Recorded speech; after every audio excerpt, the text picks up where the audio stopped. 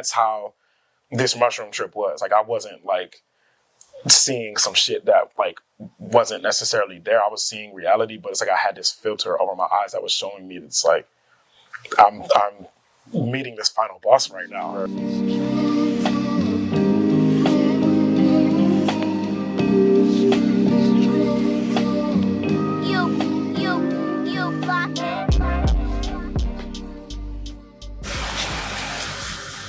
Peace, bro. What's happening, man? Chilling, man. We finally made it happen. Right. It's been a minute since we've been talking about it, but perfect timing. Yeah, man. How's everything been with you, though? I'm trying to find a new way to center myself, I'll say. I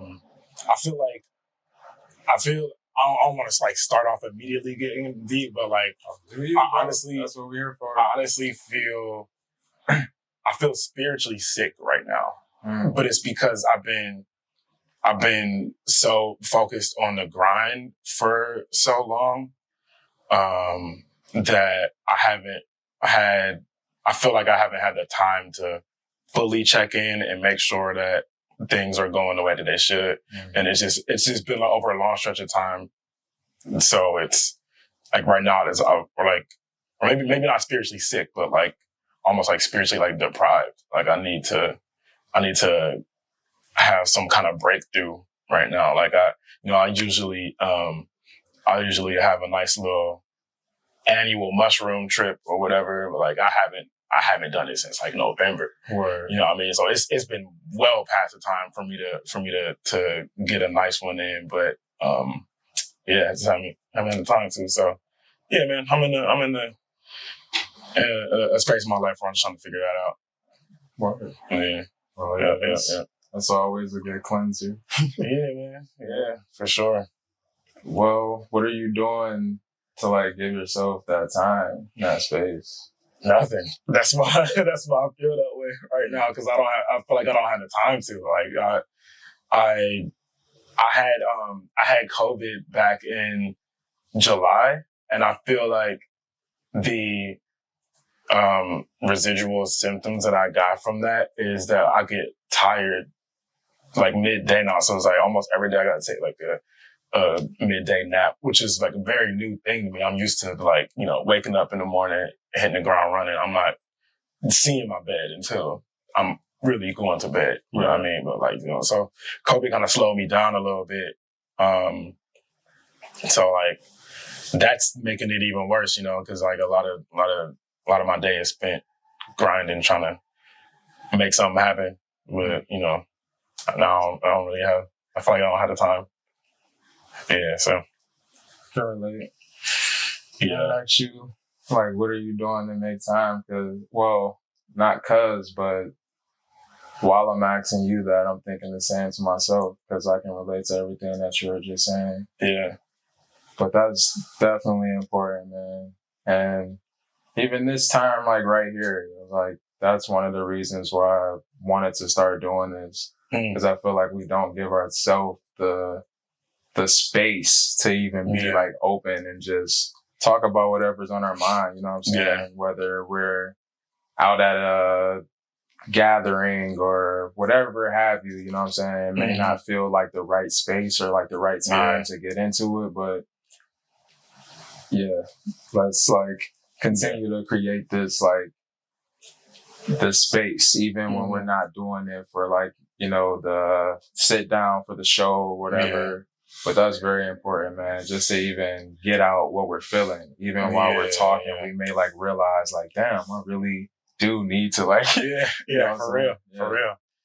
And now as you say that, it actually had me thinking of like one thing I do end up doing, which always kind of like rejuvenates me, is that I do spend time with friends, and I think that's the way that I kind of that I'm able to check in with myself, because those conversations come up. You know what I mean? Like when you're hanging out with somebody, you catching up, you get to asking like, so how you doing? Blah, blah, blah, blah. And then, then you kind of spill everything out. Right. Like, then you're oversharing, all that shit. But like, nah, but like, we both from Cleveland, so we like super far away from home right now. But like one of the main things that I needed when I moved out here was to like build that family and community. Yeah. And I think that the group of friends that I have who are all super amazing people, they're like my family, and those are the people that I can go to when I'm feeling the way that I've been feeling lately. You know what I mean? Yeah. Yeah. Yeah, that's very important, man. That's like a beautiful thing that you've been able to get some type of community while you've been out here. Yeah. That's another thing that I've been like on the journey of doing, also have the check-ins for Safe Space. It's once a month right now. I want to do them at least once every other week though. But right now I'm just like trying to find that balance, just like you were saying, because I have 2 kids. So trying to find the balance between being a father and still having time for myself. That's still, I'm still getting better at that, But yeah, man, if you're free later today, this isn't going to air today, obviously, but if you're free today, I'm having a check-in. It's closer to my house actually, but it's around the corner at the park. First hour, we're gonna hoop, just open up, you know what I'm saying, let go of some of the baggage of the daily stresses, whatever have you. Oh, that's right. And just give us an opportunity to mingle with each other before we like open up the discussion. But that's something I want to do like every other week though, man. Okay. And right now it's all men. And like I said, I feel like it's important that we create those spaces for men where we feel comfortable to be vulnerable, to like express how we're feeling and not feel like we always have to be like over masculine. You know what I'm saying? Yeah, for sure. Yeah, man. I feel like that over masculine thing, like, I mean, it's a male thing, like, period. But I do feel like that's something that specifically Black men hold way too close to ourselves. Like, it'd be like certain things would just be like it's not that serious, bro. Yeah, like sometimes you gotta just like, do what's best for you, man. But like everything don't have to be all this or that. You know what I mean? I don't know. I don't really. Growth. I feel like it's a lot. It's getting better, because even the fact that the conversation is open, I feel like it shed some light on it. So yeah, man, it's getting better. Not to say that I'm perfect, because I'm just looking back like, damn, I used to do that shit. Like, for sure, man. Learning and growing and being like showing empathy as well, man. Yeah, knowing the next brother or even sister, whoever, man, like they're going through what they're going through as well, and just like being able to show some compassion is very important. Yeah, man. That shit can go a long way too, man. Like you never know, like even just saying hi to somebody when you walk by them in public or whatever, man. That shit, like, that shit leaves an impact. There's been like multiple times where like I might have been going through something, and just walking down the street out here, I might have been walking my dog or something like that, and somebody in the yard watering the grass, and they just wave, hey, or whatever, and it's just like, oh, that was a nice little short but meaningful connection, and that shit just made me feel good. You know what I mean? It's like basic shit like that. I agree. Yeah. That's dope, man. Yeah. So within creating though, man, you've definitely been able to cover some ground within the time you've been out here. Do you feel like you're like, I don't know, when you do obtain those like relationships, you're like more so working, so it's not like a free thing when you're creating, or it varies. What's the process with that? It definitely varies. I've been blessed to work with some brands and companies that give me the freedom to do what I want. I kind of just like take a little bit of direction from what they're looking for, but they're trusting my eye with what it is I'm doing. And like, but sometimes like some people want things that are very straightforward. And it's to the point where it's like, almost, you kind of could have did this yourself if you wanted something that specific. Right. And so far away from what it is that I do. But like, yeah, I don't know. It's a blessing to me. I mean, like, I'm not by any means a like rich artist or anything like that. Like I do okay, but like I feel very successful just being able to do what I'm able to do on a daily basis. Word. Yeah. Yeah. And I asked that just because, just what you were saying before, like just finding that time for yourself. Is it like when you create, is it more so like a meditative process for you? Absolutely. But I'll say it's a meditative process when it's something I'm doing for myself. Mm-hmm. When I'm doing it for someone else, it's like I have to meet something here. Like something has to connect for them. So it's like I don't have in mind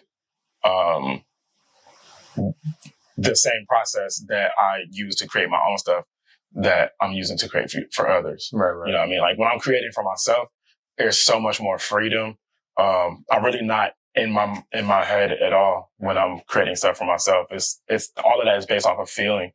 But when I'm working on stuff for other people, like a commission project or something like that, like it's all up here, which is very difficult for me because like I personally feel like my best work is the work that I've created where like that shit came straight from the heart. Word. Yeah. That makes sense. Mm-hmm. Yeah. What made you want to make the move? You know what? I feel like most people that make a move, like from the crib out to California, like how we did, most people do it solidly because the industry is here and the money is here and there's so many opportunities and stuff like that. But to be honest with you, I moved here mostly because of the consistent weather, all the different climates that we're surrounded by, like the access that we have. Yeah. Like I live in Inglewood, so I'm 10, 15 minutes away from the beach max. But being here in LA, you're an hour and a half, maybe 2 hours away from the desert. The same for the mountains. Yeah. And then maybe a couple more hours, you can go to snow. God forbid you want to be in the snow. But I can do that. I have the option to do that, being here. So like, yeah, I honestly really moved here, for the climate. Being in Cleveland, I mean, you know how it is there. Like we might fuck around and get, all 5 seasons in 1 week. And it's going to be hot on Monday. And then start to chill out on Tuesday, rain on Wednesday, get cold on Thursday, and snow on Friday. Right. That shit could happen. Yeah. You know what I mean? And like winter depression was a very real thing for me. It was like I used to like not look forward to the end of the year every year that I lived in Cleveland because it's like it's super cold outside. You're locked inside for at least 3 to 4 months. Not even 3, 4. I'd say damn near 5 sometimes. Because it might start snowing in November, but not completely stop until like mid-April. You know what I mean? So it's like I just needed some consistent weather. I needed a lot more sun. I feel better mentally since I made that move because of that. You know what I mean? Just like being able to have that access to so much vitamin D. You know what I mean? Coming from like, just like being outside, maybe to come from the sun and like seeing a clear sky and stuff like that. Like it does so much for me mentally. That's what's up. Yeah. How long you been here now? 4 years. It'll be 5 Memorial Day weekend. Word. Yeah. You plan on staying? Oh yeah, this is home for sure. LA, I mean, I'm pretty sold on staying in LA, but I could see myself moving around California. Right. I think where I'm at right now, at least where I'm at right now, you know, I like this. Now I'm at a place where I understand never saying never. Mm-hmm. But the way that I feel in this present moment, I don't see myself ever leaving California. Unless I were to move out of the country in general. I just feel like California is the only place that makes sense for me right now. Just from the stuff that I just talked about, like the consistent weather and just like having access to all the different climates and stuff like that. That's very important to me, to my well-being. Word. Yeah. Sure. What does Cleveland have? Like, does Cleveland inspire you when you create art? I think Cleveland, well, not even I think, it definitely did. It made me who I am creatively, just from having that strong sense of like being a hustler and just like constantly grinding. It was like, you have to be on that at home. You know what I mean? And I think being from Cleveland, that instilled that in me, to where it's like, being out here is like, no matter what's going on, no matter how low I get, I'll never stop doing what I'm doing. And it's like, I got that from being from Cleveland. For sure. I definitely credit that to being from Cleveland. That resilience. Yeah. I definitely agree. Yeah, for sure. Speaking of Cleveland, shout out to Time Change Generator. Yeah, that's my homies. Bro, actually made the Safe Space logo. That's family. So, oh, dope. Dope. Hell yeah, man. Shout out Dan Bortz. Yep. But, damn. Good old Cleveland, bro. Yeah, man. When the last time you've been back? Beginning of this year. Oh, okay. Went back, what was that? February? Oh, okay. February? Oh, like a week or so? Were you there during that crazy snowstorm, like before All-Star Weekend? Yep.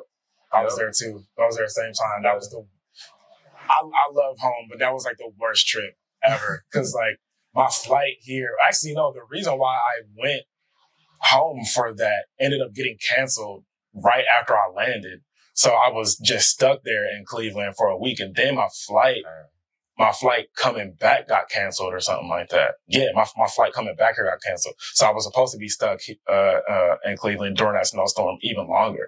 I'm like, oh my God, I want to just get back to LA so bad, bro. Damn. I'm so tired of snow, man. I said I never want to see snow again once I left Cleveland. Oh, I feel that, man. When it snowed there, it's brutal, bro. It's brutal. And it gets so cold too. Like, I remember one of the defining moments that made me decide that I was going to move out here. I think it was during remember like the polar vortex some years back, where it was just like below zero for like multiple days. I mean, remember, I'm thinking, because that's every winter. Yeah, they just decided to name it something that winter. Yeah, but I think because it came from something specific where they were able to just like base it off of or whatever. But like, I remember waking up in the morning, I was late for work, and my car door was frozen shut. I couldn't open my car door because it was frozen. Mm-hmm. And then once I finally got into it, my engine was frozen, so I couldn't even turn my car on. I'm like, bro, like, I am not spending another winter in Ohio, bro. Like, this is insane. That's right. Yeah, man. Yeah, that was the worst. Don't miss those days at all, bro. But the coldest it gets here is like 62 at best. Yeah, true. And I was surprised, like, when it got that cold. It was shocking. It was when I first got back out here. It was around that time, like, when it gets cold out here. Mm-hmm. At night, it was freezing, but nothing like what we were just describing, what you were just describing, winter in Cleveland. Yeah, the cold here is annoying, but the cold in Cleveland is painful. Yeah. That's true. Like, it literally hurts your bones. True. You don't want to go nowhere. Yeah. But does any artists from Cleveland inspire you? Or did any artist from Cleveland make you want to even start creating? Dang, it sounds bad, but no. But the reason why I can say no is because I've been an artist literally my entire life. Wow. My dad was an extremely versatile artist. He did everything. Like, he was a sketch artist. He used charcoal. He molded with clay. He built stuff out of random materials. He was just an amazing painter and all of that. So, like, when I was a baby, I would be in his studio, like, messing with his stuff and like playing with his art supplies as if it's like my toys. And then, like, you know, of course, naturally, I'll start messing with it too. Right. So, like I've been an artist probably since before I could talk and walk. You know what I mean? So it was like long before I even knew of other artists in Cleveland. But I will say that someone that was like a mentor to me in my teenage years during one of my very specific creative phases is Bob Peck. You familiar with Bob Peck? Yeah. You know, graffiti OG in Cleveland. At the time, I was a graffiti artist as well, and I actually met him through Progressive Arts Alliance. They had a hip hop camp that we would go to every year, which was like something that was that's one of those things that I did in my childhood that I appreciate more than anything. Going to that hip hop camp during the summer, because like the fact that they were educating us kids and teenagers on actual hip hop culture. Like it wasn't some corny bullshit. Like I met and performed with Grandmaster Flash because of that. I met the dude that literally invented the scratch, Grand Wizard Theodore. I met several breakers from Rocksteady crew. They taught us how to break dance, stuff like that. Like they put us in hip hop culture, like with the people that literally created it. Right. But they also brought in people from the city that were just like deeply involved in hip hop culture. And for the first, I would say maybe 5 years, Bob Peck was the graffiti instructor, and like at the time, that was my main route into hip hop, into the hip hop culture was graffiti. So you know, I was one of the students that was just like very serious about it. So he kind of took me under his wing and like taught me a lot, man. And like, you know, it even came to the point where like I became the graffiti instructor after he was gone.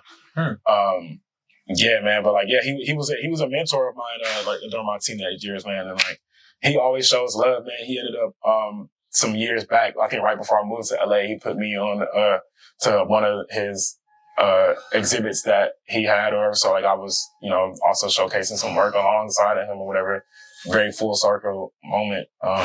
So yeah, man, shout out Bob Peck, shout out Progressive Arts Alliance, Santina, all of y'all, man. I appreciate everything y'all did for me. Shoot, Connor Musara, he was part of it too. That's where I know him from. From back then, he was like heavy on the DJ shit back then, and like, you know, you see where that took him now. He's worldwide, man. He's out here. He's out here killing it, man. He's working with everybody, and other people too, man. Yeah, so. Yeah, that was like a very pivotal thing for us. I forgot why I even went on that long rant, but no, that's dope. So yeah, those are everything you just said are artists that inspired you from Cleveland. You started with like, nah, that's bad, but XYZ. No. That's dope though. Yeah. Man. Yeah, man. I didn't even know that you're a graffiti artist. Yeah, I don't do it anymore. I of course have a love for it, but like that was.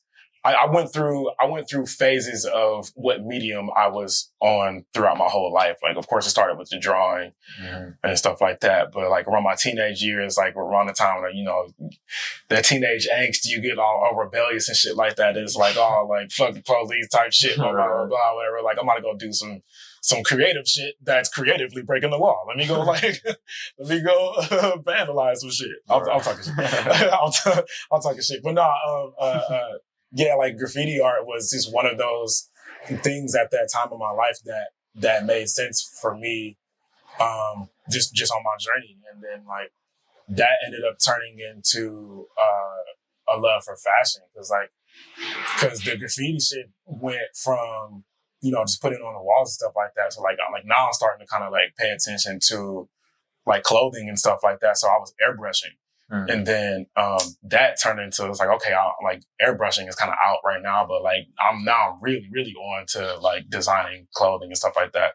So like this is like what age? 13 to, not 13, I'm gonna say like 14 probably to like 16. I was doing that. And then I was like, I'm gonna start a clothing brand. So like I started like sketching stuff or whatever, and then it took a couple years, finally developed an idea. And then like halfway through my senior year high school, I launched my clothing brand, Lane Brotherhood. Yeah. And funny, my auntie gave me some money for college books because I was about to go straight to college right after high school. Yeah. I immediately took that money and got some t-shirts made with it. I'm like, I'm not thinking about college books right now. That's dope. Yeah. And then like I took that, flipped it, sold that whole box of shirts in like a couple months. And then, got more shit. I came up with more designs. And then like, this is like when Facebook became a thing. So it's like social media is very new at this time. Mm-hmm. So like I would like post on my Facebook, hey, I got these shirts. I'm going to be here and I'm gonna have my shirts, whatever, come cop some shit. So like people started buying stuff from me. They would just meet me, whatever. Like I was like literally selling t-shirts out the trunk and like out my bedroom at my mom's house. Word. Like, and like I had a job washing dishes when I was like 15 and I would make like $75 a week doing that. So I never had like a real job. But like once I did that in high school, launching the clothing brand and selling t-shirts and stuff like that, I had never made that much money in my life. I would say like this was huge for me. But like that first summer of selling clothing just on my own, just like taking it and flipping it and stuff like that, I probably made like $5 or $6 grand just selling shit out the house, out the trunk, meeting up with people from Facebook and all that shit, selling my clothes and all that. And I developed a pretty decent buzz off of that. But I ended up going to the Art Institute of Pittsburgh and carrying that over to there. Was doing the same thing there. The stars aligned for me that same year. Wiz Khalifa did his Deal or No Deal tour, and he played at the Grog Shop. Yeah. And I set up a booth there. And my homie that was, I forget how he was even involved in it. I think he like booked him for the show. After the show, he asked me if I wanted to go meet Wiz backstage. And I was like, yeah. So I went and met him and I was like, gave him some of the merch that I had and like, bless his heart, man. Like I still to this day have so much love and respect for Wiz for this, but like he took the clothing that I gave him and throughout his tour, he would wear it and have his photographer email me the photos so I can promote my shit. And that made me so much more like open to like a wider audience. And I started getting orders from places I had never been. I was getting orders from out here in California. I hadn't even been out here before yet. Yeah. At that point, like I was getting shit from everywhere. And then like, since I was at the Art Institute of Pittsburgh, he was still living in Pittsburgh at the time. This is pre-Black and Yellow before he's Wiz Khalifa. Right. And he had his road manager come to my dorm and pick up clothing from me all the time. Like I was constantly giving him and his then girlfriend and other members of Taylor Gang clothing, like for like probably like a solid year and a half. They would just come and just like pop up at my dorm, like, yo, you got any more clothes? And then like they would continue doing what Wiz was doing. They would take the photos and send them to me or whatever. And then like I think right when Black and Yellow happened, he just blew up super fast. So then that kind of stopped, but like I've always been so appreciative of him for doing that because like he looked out for a young Black kid with a dream, and like that shit actually did something for me. It opened some doors for me just from having like someone with the notoriety that he had wearing what I was doing. So that's dope, bro. Shout out Wizzle, man. That's crazy. Yeah, man, I love that dude. Yeah, man. Fucking Grog Shop, bro. Yeah, bro. I haven't been to a Grog Shop in years, man. Grog Shop is like, I don't know. It's just it's a legendary Grog Shop in Coventry. That's the spot, Cleveland. Yeah. If you're watching this and you need somewhere to go in Cleveland, Grog Shop for sure. Coventry, Cleveland Heights, that's where it's at. Yeah. For sure. Yeah. Because everybody, your favorite artist has went through the Grog Shop. Yeah. Before they got big, they performed at the Grog Shop. I saw Toro Imar there. Yep. Cuddy was there. Cuddy was there like this was 808s and Heartbreak Cudi, like before he even put his own solo shit out, like after a kid named Cudi, you know what I mean? Who else I see there? I'm seeing a bunch of people there, man. I'm not even gonna go through the list, bro. That's a legendary venue in Cleveland. Man, that's dope. Speaking of like Lane Brother, your clothing lines, like, what was your clothing line? Lane Brotherhood was. I didn't know if you like wanted to say the name or not. Yeah. It was just like a dream that I had, man. It was, I had a vision that I took a long time to sculpt out, and then like when I was finally ready, I put it out, and like I saw some success pretty fast, but like it fizzled out after a while, but it was because I was starting to notice that like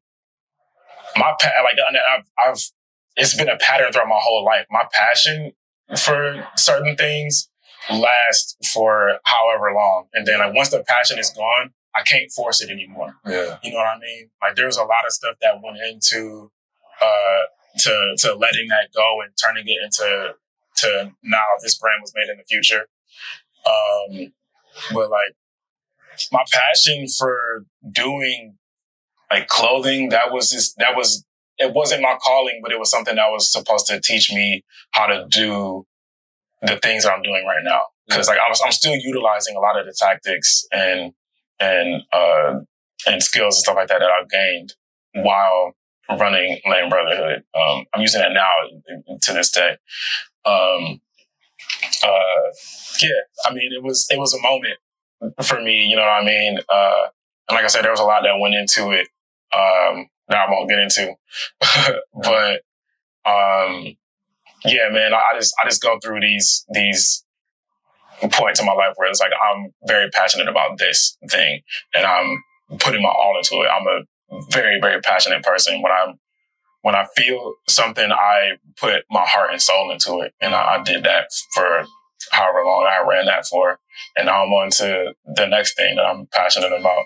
Man. The goal is to always just continue creating, no matter what it is, no matter what the output is, just make sure the output is always coming. Yeah, I agree. Yeah. I definitely can relate.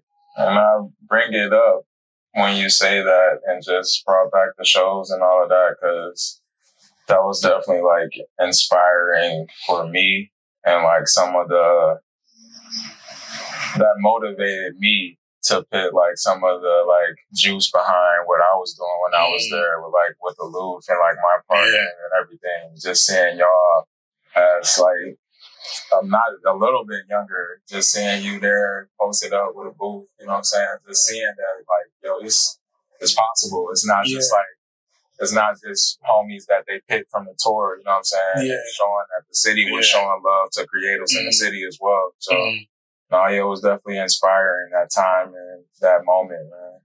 And it's a beautiful thing to see what you built from that. Yeah, yeah.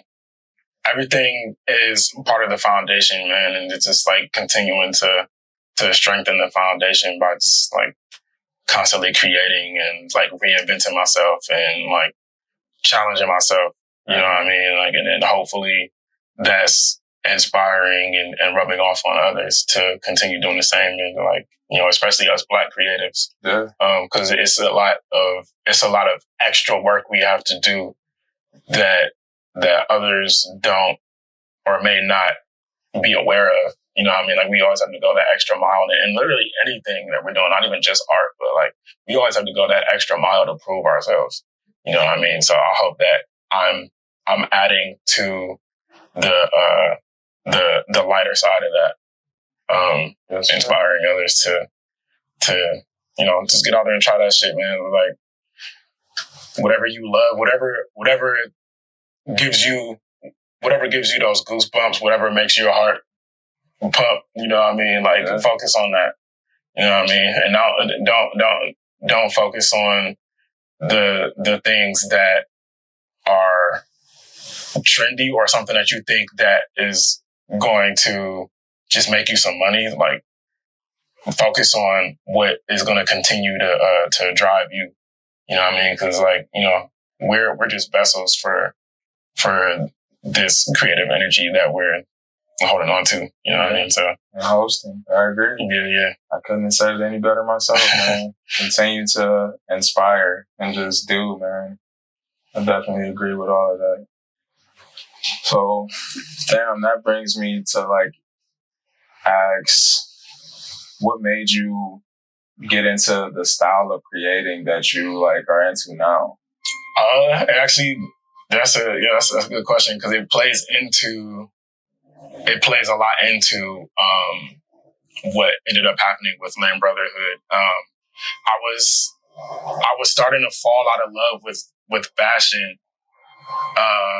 and I was looking for another outlet, and like, you know, with the, you know, like making like graphic tees and stuff like that or whatever. It's like, you know, I'm an illustrator basically, you know what I mean? So like I'm on Photoshop and Illustrator and stuff like that, designing things or whatever. So it's like I was, you know, also starting to, you know, dive into making that like a fine art career. But, you know, so this is also, it's just like early, it's so crazy to think about it, because this is all like early social media era where a lot of these things happen for me. But you remember Tumblr? Yeah. So I had a Tumblr page that I would put my work on. So this is like an art blog basically. So, but I would follow other artists, and I discovered a couple collage artists actually on there that I was following them, and like it was really dope. I had never thought of collage being something cool like that. I always thought of it as like, that's just something you do at school for like a vision board or something like that or whatever. Mm-hmm. But yeah, I saw these collage artists that were doing some really cool shit, and like I decided to give it a try. And from the moment I made my first collage, I immediately fell in love. Like I knew this was like something I was gonna like be doing for a long time. Right. Once I did that very first one. And then like I rarely ever speak on this, but also what played a part in that was the early Odd Future days, when like how Tyler would do his album covers. I really loved his like kind of like collage-ish like photo manipulation type album covers that he was doing. That inspired me to give it a try too. Word. Yeah. No, yeah, that collage feel is just, yeah. I love that style, man. And it was something completely different. Like I never thought of it, because it's like, you know, I had been like drawing and painting and Photoshop and Illustrator and stuff like that for so long, whatever. I never even imagined collage as a medium in that way. And so like it just made sense for me. And then like honing that as a skill over time, I ended up learning so much more about myself with collage. Like what ended up clicking for me is that like collage makes so much sense for me because I'm such an impatient person. Mm. Like it may take me 30 minutes to an hour to make and complete a collage, whereas a painting might take me anywhere from 2 weeks to a month to create. Yeah. And like it drives me crazy to like be trying to paint something and wanting to see the finished product. Like I'm so like thirsty to see the finished product, and like it's like starting to kill me. Like God, like this is too much. This is like being able to make a collage like that. You know what I mean? Like it's so satisfying, and it just fits with my personality because I'm so impatient. Word. Yeah, that's why I was about to say I love that style, because I feel like it's just it's like a vomit of creativity, for lack of better words. For real. Like, you know what I'm saying? Right? It is. And like you said, you don't have to like think too much on this one thing. Yeah. You can like put all your thoughts into like it at one time. Mm-hmm. Just, yeah. Like the only thoughts that are even circulating through my mind when I'm making a collage is like, what shape is gonna fit what I have here that's presented already, you know what I mean? Right. So like, because for me, like a part of like the main part of my process, which I've been pretty vocal about lately, is that it's for me, it's mostly about the silhouette of the collage and not necessarily the contents of what's going on the inside. Mm-hmm. It's more about how the overall outlining shape is going to look for the collage. So it's like, that's the only part that I'm probably thinking about is what part of this shape is going to make sense. What can I add to this shape to make that make sense? You got anything you can show us? I do have some stuff I could show. I mean, you know, collage is a very messy art form, so like, excuse my like somewhat. It's actually y'all tidy up a little bit. I'm bullshitting it right now. Good, bro. What do I have? Do I have something up there? Yeah, this is a piece I made a little bit ago. Yeah, I actually I'm stepping away from social media for a little bit, at least from posting like new art or whatever. So like I actually just made a whole bunch of shit over the past week that I've just decided I'm not gonna share with the world right now. And this is one of them. Oh yeah. Yeah. I'm trying something new right now, man. I think part of my you can take a look at that. Part of me feeling like spiritually deprived right now has been like eating at my creativity. So it's like I think I'm trying to figure something out for myself right now that's gonna work out. So it's like I'm in the lab trying some new shit out right now, man. That's what's up. Looking up. I love it, man. Yeah. And I usually start with this question, but we just went straight into it. So I didn't want to stop you. But how are you like mentally right now, man? Between a 1 and a 10. And if you can't say like a number range, then that's cool too. I would actually say let's go with like 7.5 right now. There's always work to be done. I'm never perfect. I had a difficult week last week, but the last couple of days I've been doing what I can to, make that better. Just like find all the right ways to check in with myself and, make sure I'm solid. I've been juicing lately. I juice every day now. I have a dog. He's a certified emotional support dog, but sometimes he is like a lot. So I'm actually I think I might have mentioned this before. I'm on a doggy vacation right now. My homie is watching him for me. She's had him the past couple of days, giving me a break from him. I kind of miss him a little bit, so it's just like now is the perfect time. It's like cool. Like I had some time away from him.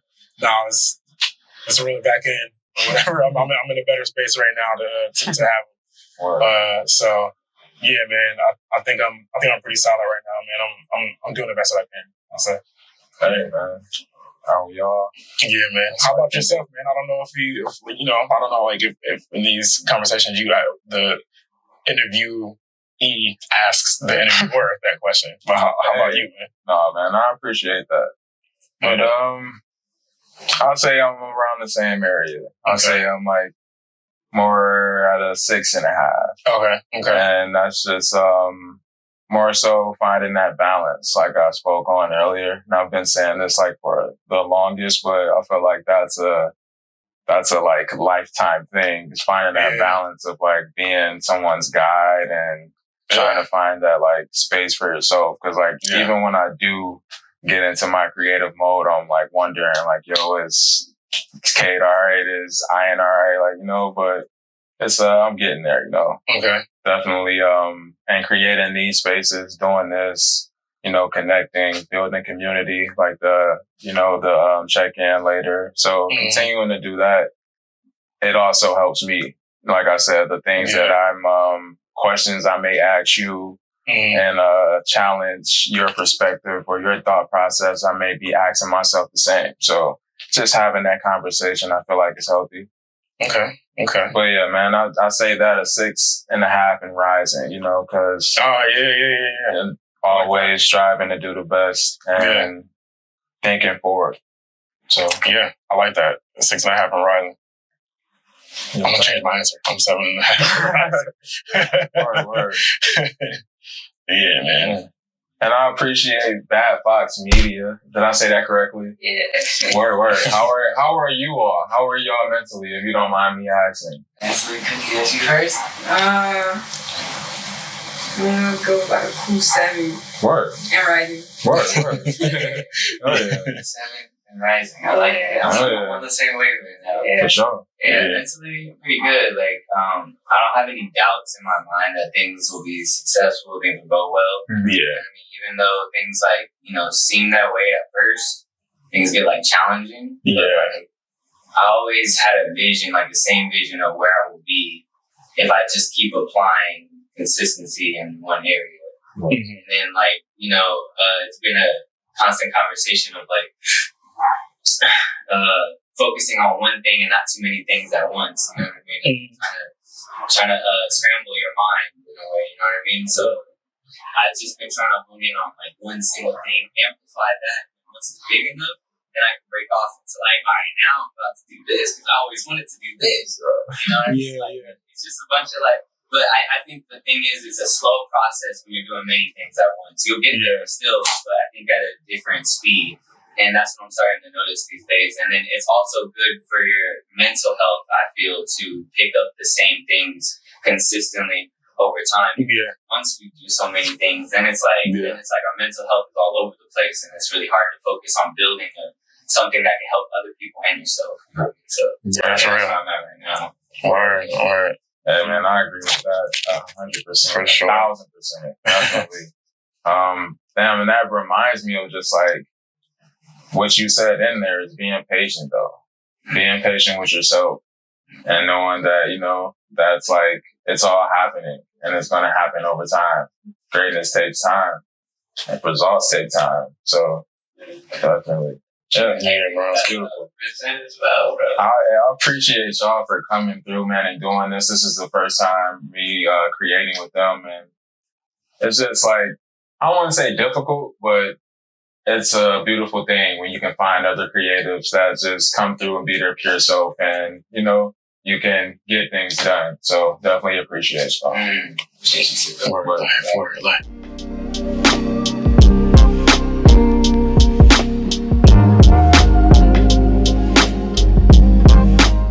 So the book, man.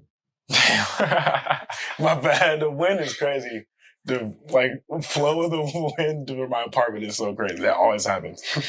All right, take 3. So the book, man, you made a whole book, bro. Yeah. Mad I couldn't make it to the release, but tell us a little bit about the book. So actually, this was my 3rd book, titled Cave Years. But what my process is that every 2 years, I'll make a book that catalogs the work I've done over the past 2 years. Mm-hmm. But I also put like a theme around it or base it around something. Word. And Cave Years was based off of these journals that I used to write in my earlier 20s, like around the time where I feel like I had like that natural rebirth as like a person. Like I was kind of just like, not like enlightened or anything like that, not like crazy like that, but like I feel like I woke up to something new that that drove me spiritually or whatever. Like so around that time I would journal every single day. Word. But also in those journals I would put collages in the like throughout the writings, and they were never intended to see the light of day. These were just collages that were for me personally. But I wanted to base my 3rd book, Cave Years, off of it because during that time when I was writing in those journals, I would always write about this impending time of when I would like retreat out to like the caves or whatever and just like be away from society for however long I needed to and just like kind of working on myself and working on my craft and stuff like that. Like almost like how in the first Iron Man when Tony Stark went off into the cave and like made the thing in his chest or whatever, I always like envisioned myself doing something like that for myself.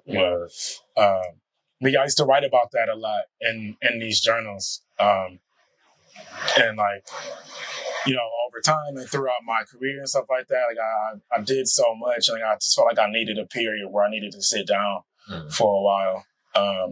And I had the idea to utilize that time of me sitting down as the time for me to create this third book titled Cave Years that was inspired by that whole thing I was talking about. So it's a catalog of the work I've done over the span of 2 years from, I want to say it's from 2019, early 2019 to late 2021 is when I was working on that.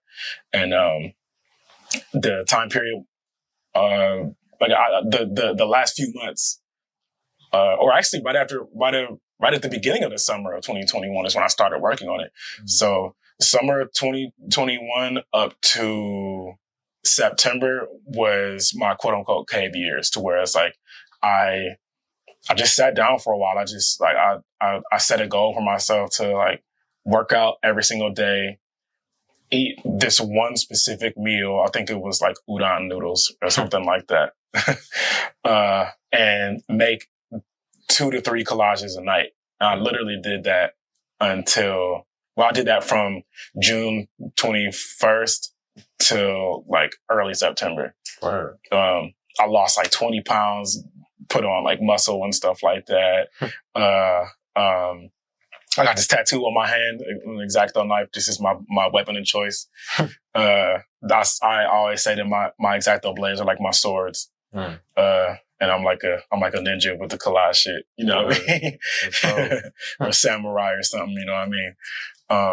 But yeah, man, I spent that time just like cataloging the work I had done over the past 2 years, but also was making a whole bunch of new stuff that no one had ever seen. Word. And cataloged it in this book. And I wrote about, I treated the book like a journal, because most of my art books are really just a catalog, and it might have some writing here and there, stuff like that. But I really used this one as a journal. So I did a lot of personal writing, and I was just like very vulnerable and like candid about who I am and like my journey that got me to where I'm at and stuff like that. Like I spoke a lot about, past traumas and like how I got over them, and like,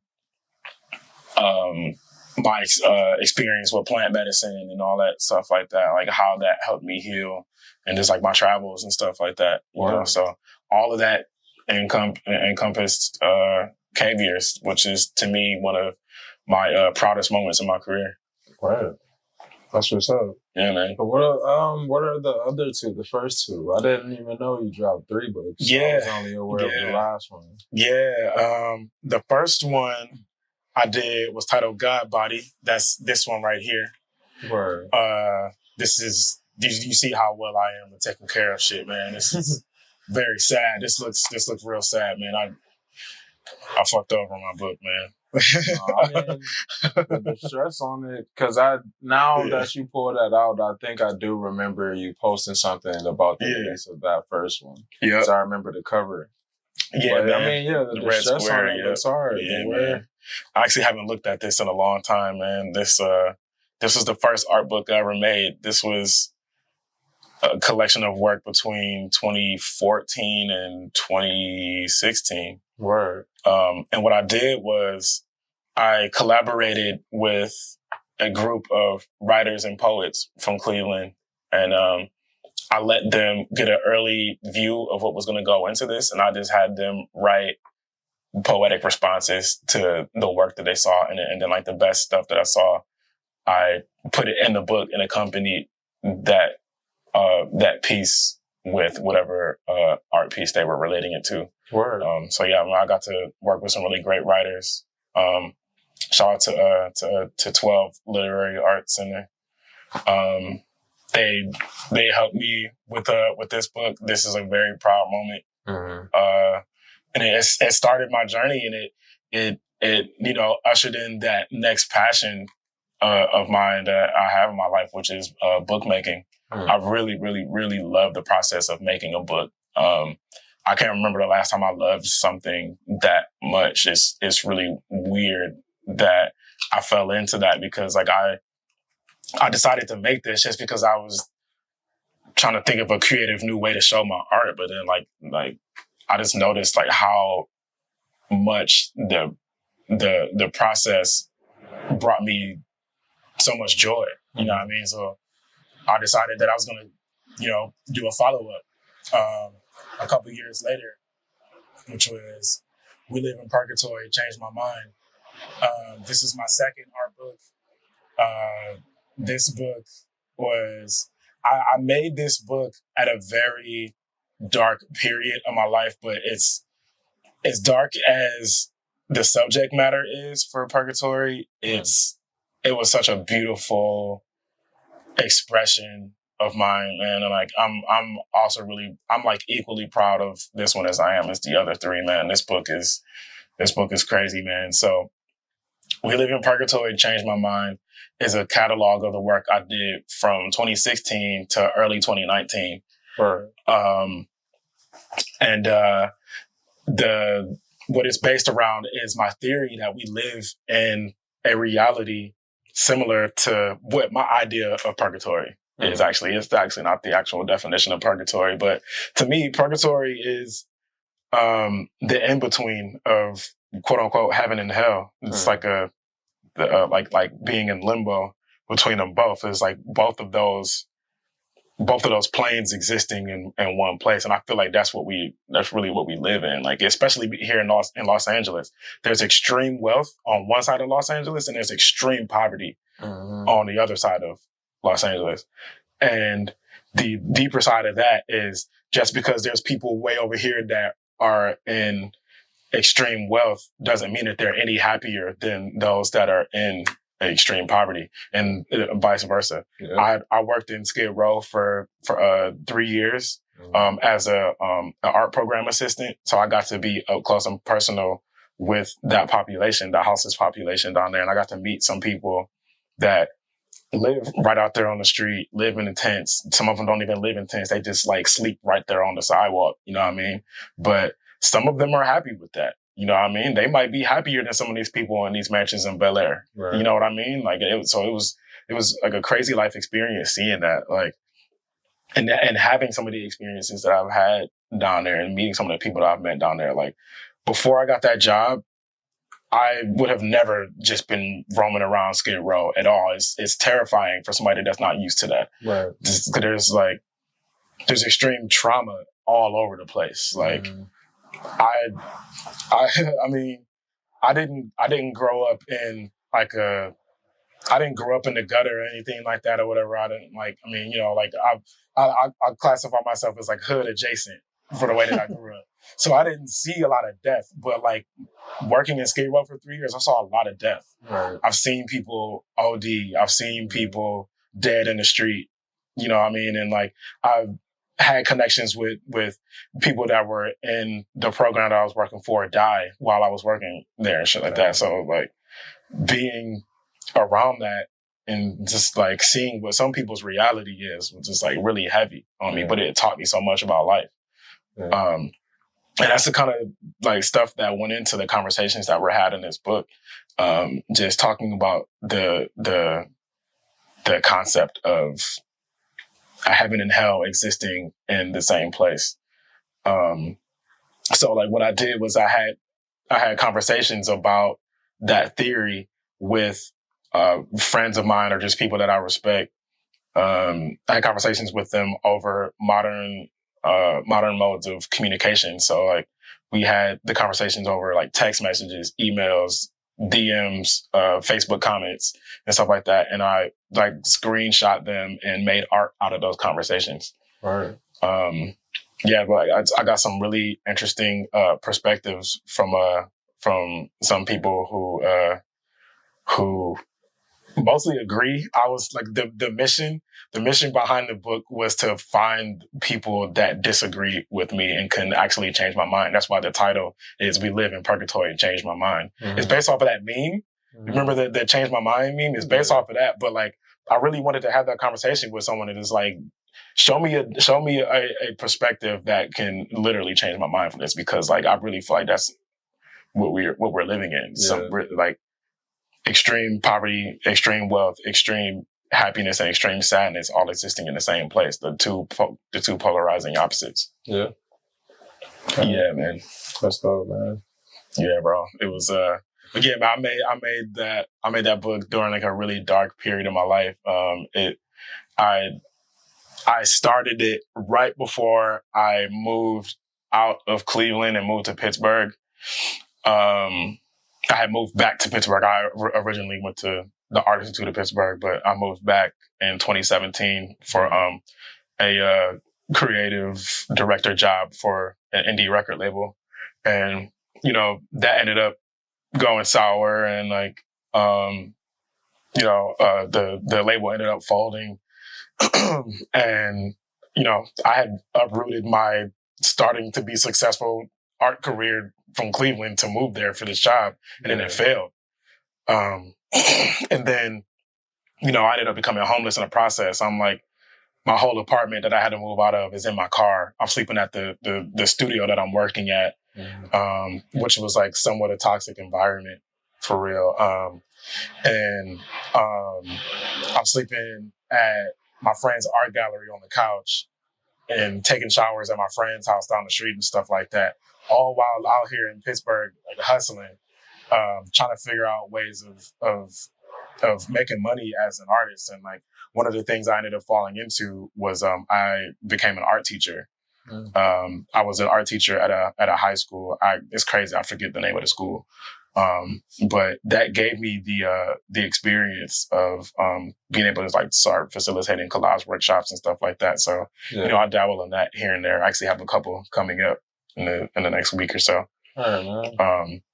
Yeah, man, but it was just like, you know, all of that, just like all the darkness I went through with all of that, you know, like being homeless and like and uprooting my career that was just like I was like in 2016 I was really, really doing well in Cleveland as an artist. Like I had the dope apartment, 1-bedroom apartment, living by myself and all that shit, living like, you know, on the border of Cleveland and Lakewood. And then I had the studio with the homies at Lake Effect downtown. It's like I had everything that a 26-year-old artist could want. Like I was doing it all and traveling at the same time. And then I was just like, I got this job offer with some friends that I went to school with that started this indie record label. They wanted me to come through, be a creative director. I'm like, of course, that sounds like of course that's the next move I'm supposed to make right now. You're supposed to get a job and fucking leave, like whatever. And like that's like backfired. That was the worst decision you could have possibly made, bro.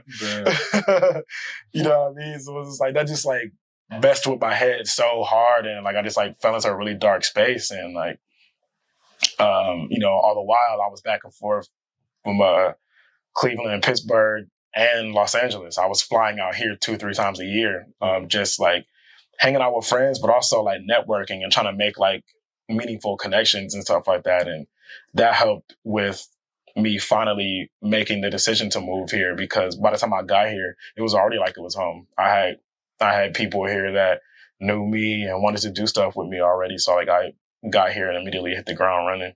Word. Yeah, man. But yeah, early 2019, I think it was March. Yeah, March. No, not March. It was February 24th. I put K-Beers out. Word. Yeah, man. Not K-Beers. Purgatory. We live in Purgatory. Changed my mind. Yeah. Yeah, man. It was just a collection of just like really dark conversations, but with an intention on trying to find the light, though. Yeah. You know what I mean? It wasn't like to like dwell in the darkness. I was like trying to find my way out, which is kind of poetic. Even me just saying that out loud is crazy, because that's exactly what it was that I had to do leaving Pittsburgh to come here. I was in search of the light. I came here and I feel like I found that. And I found a home, a community and all that, you know what I mean? And you know, so I ended up having my question answered. I mean, it still feels that way, but you know, man, like at least I know what side of it that I'm on. Right. You know? Oh. Yeah. It's a beautiful thing, man. Yeah, bro. Sounds like it's all part of the journey. Yeah, man. But like we're all searching for that light, like we were just talking about. Mm-hmm. So yeah. It's beautiful. And I know we kind of went backwards. You spoke about the third book last. First. Yeah.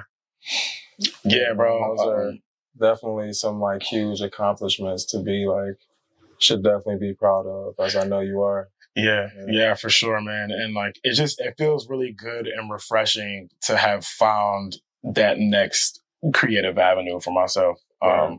Like I said, I'm very passionate about making art books, like to the point now where I actually want to start connecting with other artists and helping them catalog their work and put out books of their own.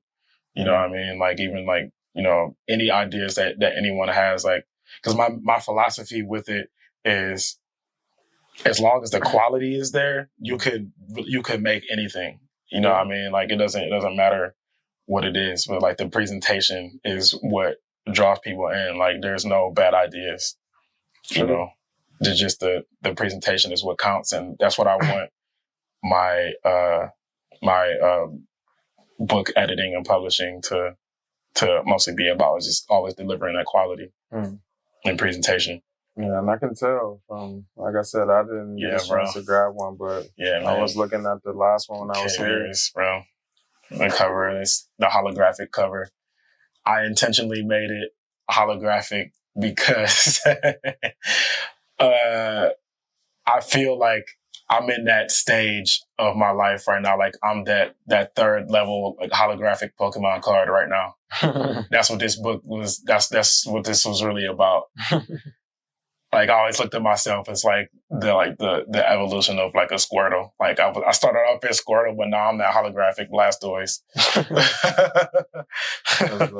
That's me right now. You know what I mean? Word. 32-year-old Dakari is that holographic Blastoise right now, man. So yeah, I had to come with the holographic cover for the third one, man. That's fire. Yeah. Shit, I'm looking forward to what we discussed on the book side. Yeah, bro, for sure, man. Yeah, man. This is actually a misprint of the book. I forgot about this. Yeah, I remember you were telling me. Yeah. It's slightly different than the final version.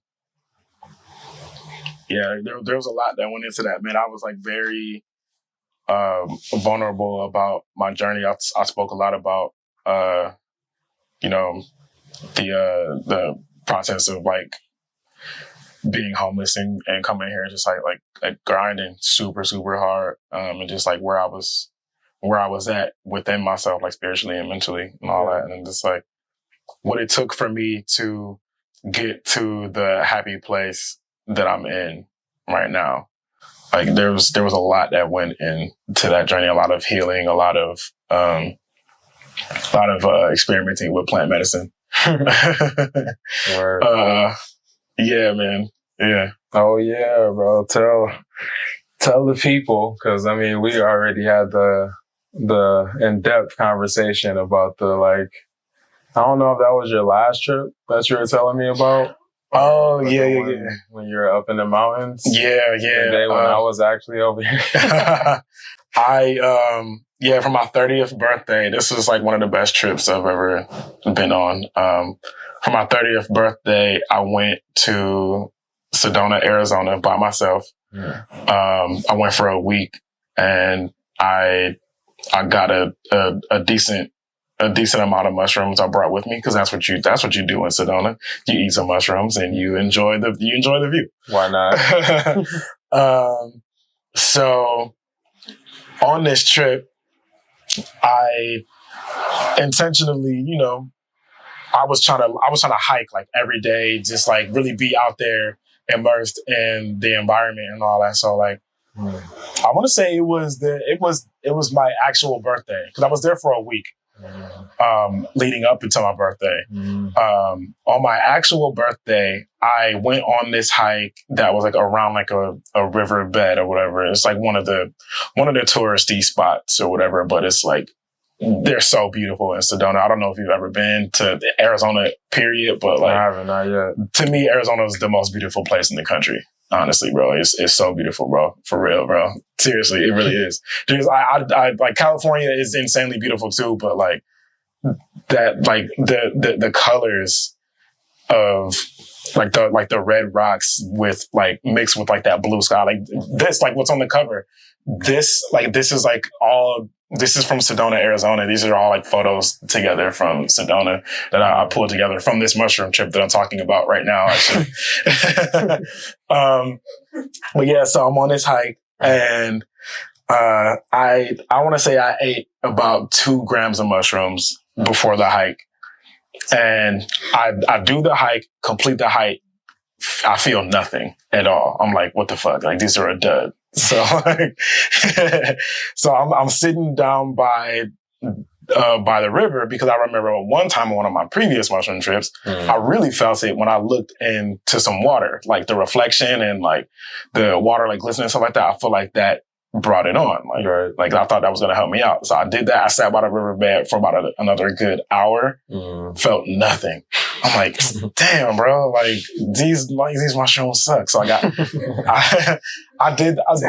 is for real. Like I was mad. I was mad because like this is my birthday. Whole cartoon while you're telling this. Yeah, bro. Yeah.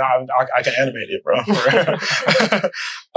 So I did the classic thing that is a part of everybody's crazy psychedelic story. What did I do? I ate more mushrooms. So I ate another 2.5 grams. I want to say probably. Yeah, I mean, probably like another 2.5 grams. I ate them and still felt nothing. So like, I was like, all right, forget it. I'm about to just leave. I left. So like, I leave the park. I get into my car, I turn on my car. As soon as I leave the parking lot, my vision was just like, whoa, just like, whoa, bro, like what the fuck, man? And I was listening to Flying Lotus too, so like the music just was like perfect for it. Yeah. And like the road that I was on, you can't just like, it was like a tight road, you know what I mean? So you can't just like pull over or something like that. So it's like, okay, I need to like not be driving right now. I'm gonna go to like the nearest hike that I can find or whatever, because there's a lot of them in the area. Yeah. So I found one that was maybe like 10 minutes down the road.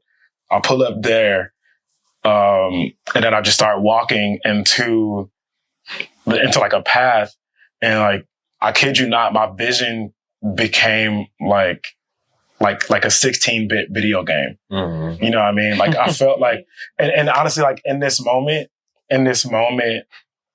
I start like it clicked for me why the creators of Super Mario made it the way that it is. That game is 1,000,000% inspired by mushroom trips, bro. Like it really is. Yeah. Like I understood it in that moment. You know what I mean? So I'm walking down this path. I feel like I'm in the Super Mario world, right? And like, so you know how in those old games, like the older games from like the 80s, there's always that final boss that you meet. Yeah. So I'm walking down the path and the final boss like presents himself to me. But let me like preface this part of the story with this though. People who don't have experiences with shrooms, they think that like you're hallucinating to the point where you don't know if you're seeing reality or not. Yeah. That wasn't the case here. I was able to absolutely see what is for real in front of my eyes, but like the hallucinations are like a filter over that. So it was like almost like, you ever seen that movie They Live? Or you know what I'm talking about? It's actually what Obey, the art is based off of Obey. And so like They Live is a movie about these like magical sunglasses that you put on, and it like basically gets rid of the veil of what our reality looks like to us. So it's like you put these sunglasses on and everyone is a zombie, and all the advertisements are like super just like straightforward, like obey this, like buy this, blah, blah, blah. It's like a comment on society, you know what I mean? But I say that to say that that's how this mushroom trip was. Like I wasn't like seeing some shit that like wasn't necessarily there. I was seeing reality, but it's like I had this filter over my eyes that was showing me that's like I'm meeting this final boss right now. Right. And it's like, and it was this big white wolf, like monster, like a super like cut up like monster white wolf with red eyes, and he just like presented himself to me, and like that's actually why I have the white wolf on the back of Kavier's, the backside, because like this was me meeting him. This sounds so insane, but you know, this is really an experience I had.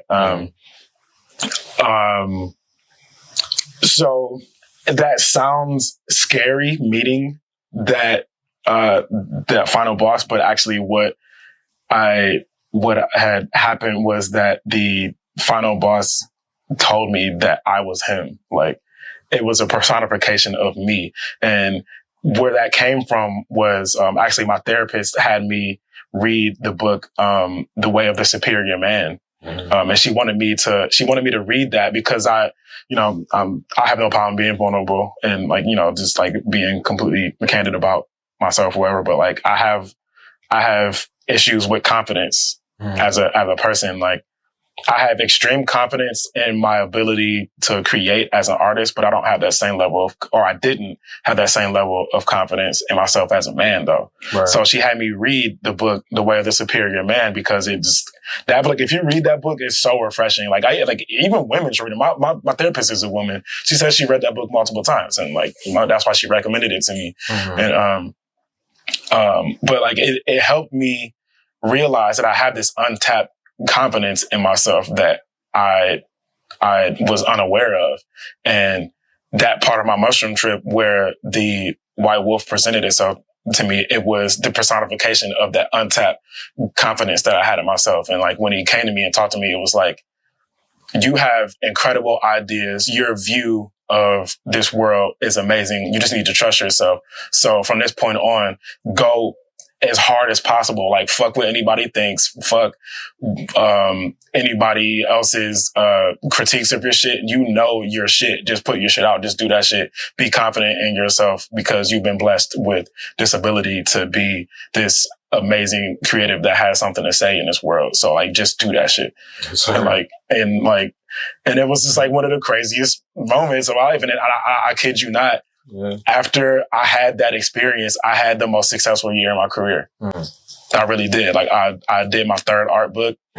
I started getting booked by these major publications like New York Times, Netflix, Uber, Postmates, whatever. You know, I've a blessed moment that opened my eyes to something that ushered this new part of my life. Yeah. So like, I mean, you know, it's so taboo, but it's still, you know, it's becoming a thing now to where like mushrooms is a much more talked about thing amongst people, especially Black folks. But like, I'm definitely somebody that like I highly recommend it. It is absolutely a medicine. It's not something to abuse. It's something that I do a couple times a year. I like to do it maybe twice a year because it's like a reflection thing. It's a cleanse thing. Like it's really a spiritual. It's part of my spiritual journey for real. You know what I mean? Yeah. It's a beautiful story. I appreciate you for feeling comfortable enough to share it. Yeah, bro. Yeah, man. We'll see how this goes. Hey, how's it going? Good, man. The book sold out, and so I put it out in November. I sold the last copy at my art show in June. Right. Yep. I do plan on doing a re-release at some point, but honestly, it was very expensive to make that book. I mean, like you can tell by the quality of it. I invested everything into the quality of that book. Cause like I said, bro, like it's all about the presentation, how you deliver this message, you know, like what is this piece doing for my space as well as what is it doing for the person that's viewing it. You know what I mean? Like, it's a dope book to flip through, but also it looks really tight on a coffee table. You know what I mean? So like, the quality was very important. But like, I say that to say that, like, yeah, it's gonna be a while, but like, I'm definitely planning on re-releasing it though. Yeah, you already know. I'm first pre-order. Let me know. For sure, man. Yeah, that's dope, man. Yeah. Well, man, I definitely appreciate you opening your space and, like I said, being open enough to share what you have today. For sure, bro. I feel like what you had to say will definitely inspire And I feel like the work that you do, the art that you create will continue to live on even longer than you will be here. That's Your physical form, rather. For sure, bro. That's the overall mission. Yeah, man. You want to create something that outlasts you.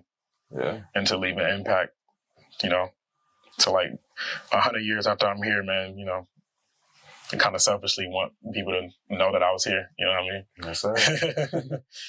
Well, I feel like you're doing that, and knowing you as a person, I know you will continue to do that and just continue to evolve and transcend into, your full being. Mm-hmm. But absolutely, bro. And I appreciate you. Much love. And I'm looking forward to what we have. And the works as well, and what you have coming up.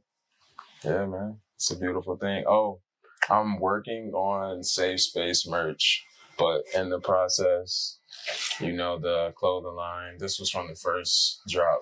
So hell yeah, bro. That's like hell yeah. It's one of the sample pieces, but appreciate you. Give you a piece. This tag is fire. Thank you, bro. Yes, sir. Appreciate it. Yeah. This is sick. Yeah, man. And I feel like you definitely embody that resilience. Yeah, what the brand man. stands for, and that's L. Ooh, that's fire. Yeah, the print is fire too, man. That's love. I'm glad you like it. I like the blue with the.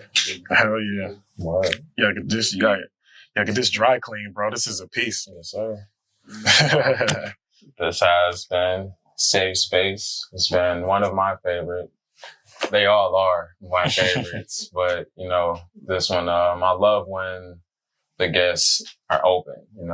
It just creates a synergy that's unmatched. I appreciate you for sure, and continue to do what you do, brother. Much love. Will do. Thank you for having me. Welcome to Safe Space.